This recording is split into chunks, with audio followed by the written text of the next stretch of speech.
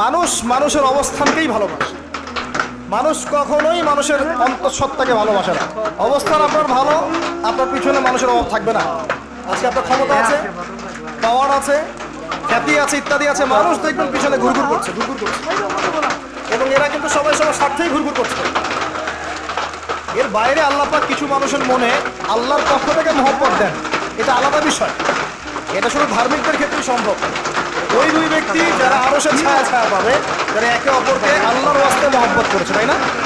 অতএব আল্লাহর পক্ষ থেকে একটা মহব্বত থাকে, এটা কোনো স্বার্থ থাকে না, নিঃস্বার্থ ভালোবাসা। এটা টোটালি নিঃস্বার্থ ভালোবাসা, কোনো স্বার্থ নাই। কিন্তু দুনিয়ার ভালোবাসা স্বার্থপর। অবস্থানকে আপনাকে মূল্যায়ন করা হবে। আপন শুধু আল্লাহ পাক আপনার। আল্লাহর জন্যে যার যার হক তাকে তাকে দিয়ে দেন, নিজের হক আল্লাহর কাছে চেয়ে নেন, আপনি সুখে থাকবেন।